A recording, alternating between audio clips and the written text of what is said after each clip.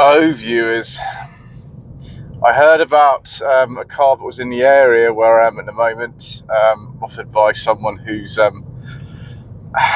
already had a couple of cars on the channel, and I could not resist. Just happened to be around, and I've been naughty once again. So this is a 2018 Ford Fiesta Mark VIII ST3 with 1.5 three-cylinder engine. Welcome to Contingency Reviews.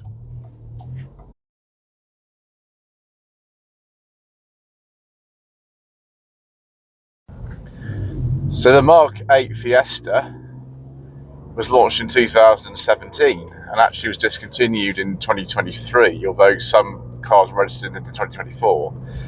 This is the ST3 model, so it has a 1.5 three-cylinder turbocharged engine with 197 horsepower.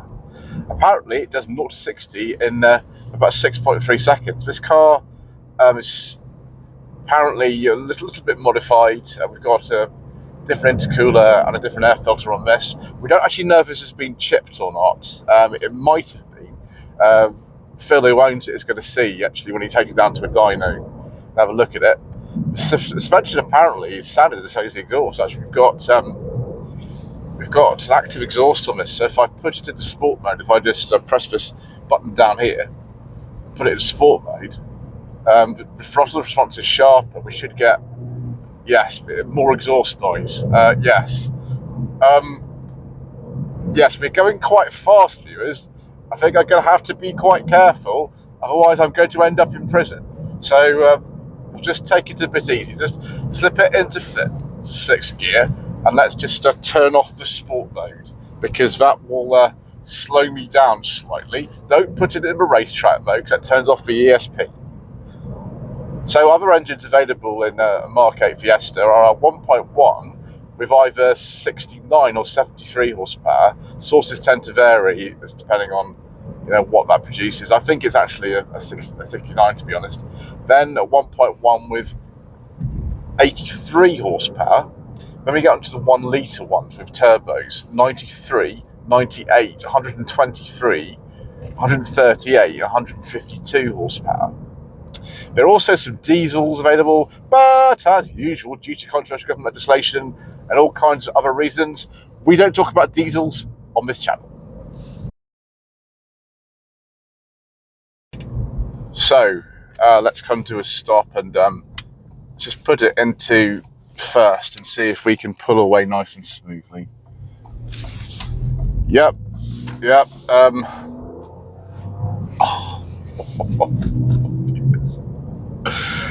Oh! Sometimes we like to have fun on Contingency Reviews, viewers, and we're having fun today in this little selection of country roads in Dorset. This is a sort of road that this car excels at. Why did Ford discontinue this Fiesta? Why did we think it was necessary? I mean, the Puma that still is in production and was last year's best-selling car is still based on this platform. You can still get this engine in a Puma. So why do they not offer this option for people? It is really torquey, this engine, actually. I'm not even driving very hard anymore because I've got some traffic ahead of me. And it's really good. The suspension for me is a little bit on the firm side, but then it would be. I would sort of prefer to have a go in a nice Vignale. Vignale would do me absolutely fine. But you've got to remember with these 1 litre engines, and people would be expecting me to say this, that actually they're not the most reliable units. Apparently with this one, this is a 2018 car, the 2019 1.5s are actually worse. Whereas with the 1 litre, it's the other way round. You want to go post 2019 with one of those because they actually have a chain rather than the famous wet belts. And wet belts they're maybe not particularly the best design, viewers.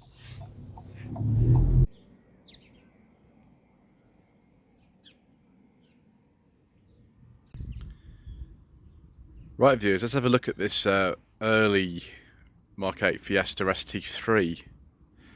This car has the performance pack on it, but you don't get any more power, strangely enough. So one of the previous owners has seen it fit to make some modifications to the engine. We'd have a different intercooler and also a different air filter at least on this. But the exterior appearance is standard. We've got standard wheels and a standard exhaust. Picking this colour, it looks nice. Maybe a brighter colour perhaps for some people. I have previously filmed a Mark 8 Fiesta. It was an active model in 2022. So I think it looks good. It's very much an evolution of the design of the Mark 7, and of course Phil's also got a Mark 7 in the family. It's a VIII S from 2010 that I filmed recently in the same spot as this, actually.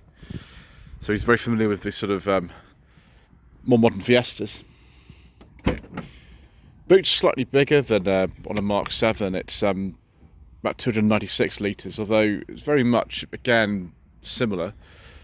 The jack, for some reason, lives here, and so does the wheel brace, because we've actually got the optional spare wheel in here. I can't believe that Ford was so mean, and this is not confined to Ford, there's a lot of people, that they made you pay extra for a spare wheel, but here it is, so that's good. Yeah, boot seems fair enough. There's a big lip in it, but that's normal for this type of car. Polo will be a bit bigger than this, of course. That's more like 350 or something like a Polo. I have driven a contemporary Polo GTI. Actually, I drove one a couple of years ago, which is a bit more sensible than this, actually. Larger boot and much less firm to drive.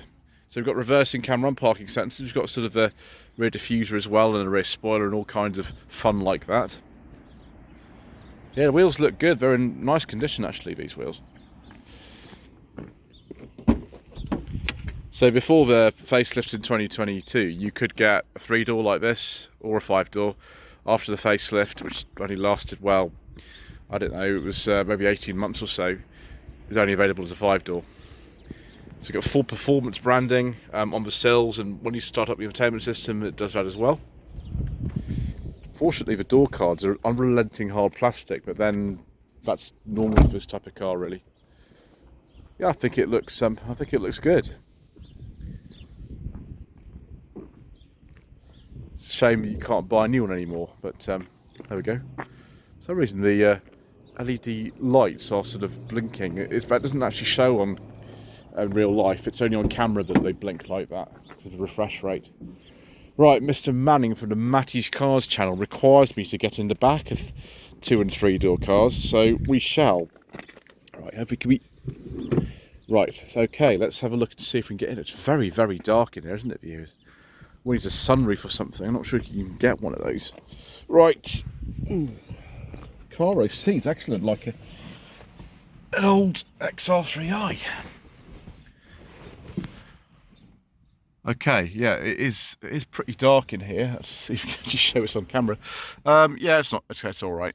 Yeah, tinted windows, you can clearly see that, and then down there we've got some places to put stuff. That's just a hole for nothing. No rear armrest, but you don't expect that, really, do you? So we pull this seat back. What's the legroom actually going to be like? Is there going to be any? I mean, it's all right. I can just about get my feet and my legs. It's all right. It's not brilliant. These seats are quite big, though. Actually, there's a little hole to put your knees in. I suppose it's okay. The plastic quality's all right. It's not bad. It's hard, which is normal. But I'm a bit of a sucker for soft touch plastics, viewers. A lot of you will say that doesn't really matter, does it? But just the sort of person I am. Right, let's get out of here. Mr. Manning, we made no strange noises like Roger Moore's stunt double from Due to a Kill, so that passes the test quite adequately for you, I think. The only problem is that seat is now in the wrong position, because I don't think that's my driving position, so I have to adjust that. But there we go. So we've got power fob mirrors, and we've got electric windows, and automatic lights and automatic wipers and all sorts of things. But different from an XR2, isn't it? Right, so if we get in there, that's probably better now. Yeah, that'll do. Oh, it's very comfortable view. It sort of hugs you in here. I think I might be slightly too big for the seats, really, to be honest. Right. There we go. Keyless entry, press clutch to start, and all kinds of things. Bongy beeping things. If I press this again, there we go. ST performance. Full accessory power active, whatever that means. This is taking a while to load. Can we have a look at some of the features on here first? Let's have a look at some of them on here whilst we're waiting for that to load up. Digital speedometer, fuel economy, trip computer audio. We can go back like this. We can go up and down using this control. 32 miles per gallon. Someone's been having fun, haven't they? All these settings. What kind of settings are there then here? That doesn't do anything. Okay, never mind. No device connected. Navigation, yeah, I can have it on there. Driver assistance. There we go. Launch control. Tractor recognition, lane keeping assist, driver alert. Okay, all that sort of stuff. Right. We can go back to here in settings and press that button there. Driver assistance. What kind of things we turn off? Oh, it's the same. How strange. Okay. And the trip computer. So that's mainly the stuff in there. Let's have a look at this. This is the older system. I think if you were to buy a Puma today, given after the facelift happened last year, this has been changed. This is like this older version of the system that was in the Puma from 2019.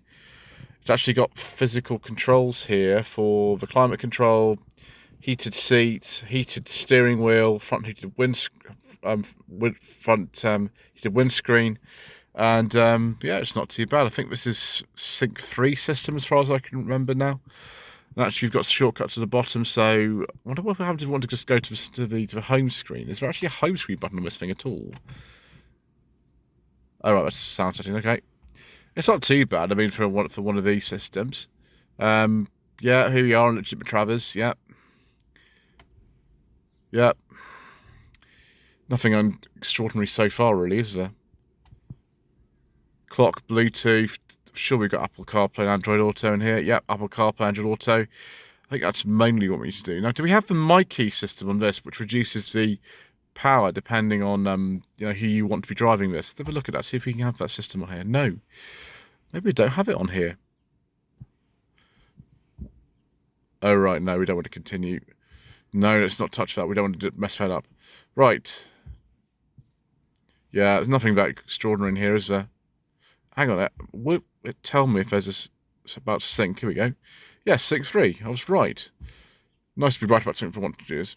Okay, so we've actually got a nice 6-speed manual gearbox in here. I don't think you get an automatic Fiesta ST this generation. You can get a Puma ST in automatic now. Nice manual handbrake, superb. Driving modes, okay, so that's the button for them. If I go up on the screen here, we'll actually select it. So normal, then there is sport, which opens the second exhaust tip, and then there's crazy track mode. I was recommended not to do that on the road because it turns off all the safety systems, so I didn't do that. Let's just leave it there. And we can turn off traction control there as well with that, auto stop start.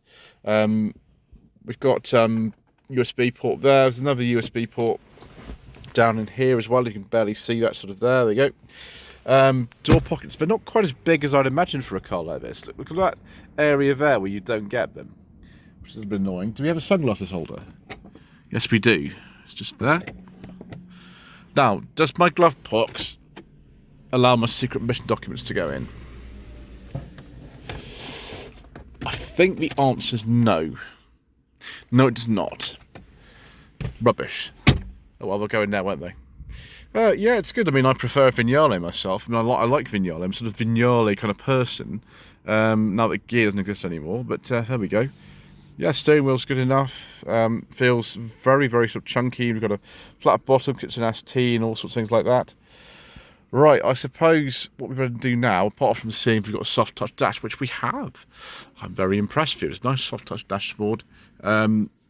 Is to see if we can have a look at the engine, which is on, the pull is on that side there for the bonnet release. So this is a 1.5 3-cylinder turbo engine developing 197 horsepower.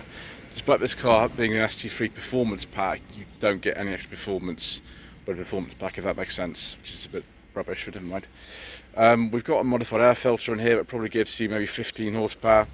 Also, the intercooler in this car has been changed, so that probably gives you another maybe 10-15 horsepower.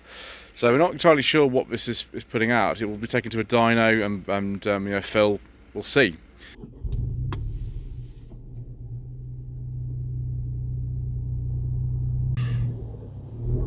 Right, away from the traffic lights, viewers. Unfortunately, I've got a highway maintenance van ahead of me, so I can't open this thing up. But we might just slip into sport mode for a bit more fun. Oh my gosh. Yes, a lot more fun. Much more fun. Yes, we've got both exhaust tips open now. It's got two exhaust tips on this particular car, and only one of them opens if you're in normal mode, whereas in the sport mode, you get both of them open. Because I'm a sensible driver, viewers, although this car is maybe not the most sensible of all, I'm going to drive conservatively because, we don't want to end up in prison. We don't want to end up in hedge, so that's good. No prison, no hedge. But it makes... Oh, calm down! We're not going to prison today. Anyway, so yeah, we're just trying to drive nice and calmly. This is on standard suspension of this car. It's not been modified in that way, so this is what it would sound like from factory. It's got factory wheels on it as well, 18. But it is just, even these sort of modest speeds, about 35 miles an hour, it feels like it just really wants to go and just hunt some nice B roads and be enjoyable. And yeah, the Puma is an enjoyable car to drive. I drove one of those. It was an ST line last year. It was good. Like, for a type of car like that, it's a nice drive, and you can put it in sport mode and everything like that as well. But this is the real deal, right?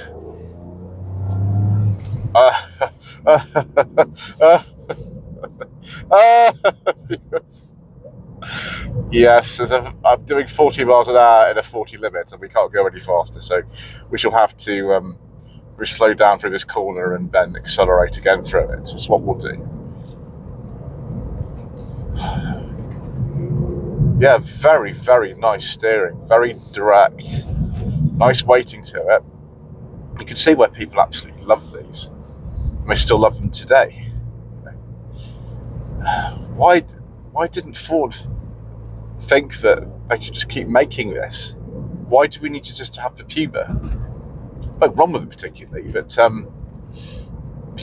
this is in many ways is better. It's a little three door. The three doors were only sold before the 2022 facelift, and it's just a little bit lower to the ground, so you just get a little bit more feel for the road and things.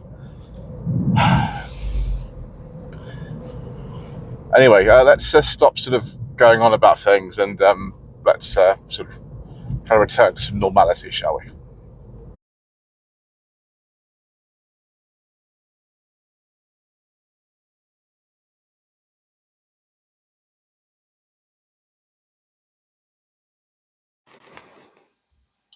So let's look at some trim levels to the Mark 8 Fiesta, viewers. My gosh, there are a lot of them, especially considering this car was only on sale for a relatively short time, around 6 years. So the ones at the bottom of the range were the trend and the style. Probably go like for a Z-Tech or a Titanium personally, and then a million versions of the ST line, like the ST line, the ST edition, the ST line edition, the ST line Vignale, the ST line X, the ST line X edition. I don't know why you need an ST edition and an XT line X edition. There we go. The Titanium Bang & Olufsen Play, the Titanium Vignale. It's very confusing when a Titanium and a Vignale, and then a Titanium Vignale. Never mind. Titanium X, the Trend Navigation, the Vignale Edition, the Z-Tech Bang & Olufsen Play, the Z-Tech Edition, the ST Performance Edition, the ST1, the ST2, the ST Performance Pack, and the ST3. some of the common issues on these cars, which I've looked up, are oil leaks. Those with the automatic gearbox. It's not as bad as I think it's on the earlier automatic gearboxes. You can get it on the 123 brake horsepower 1 litre. I've driven that engine and gearbox combination in a Focus from 2020. It was actually not too bad.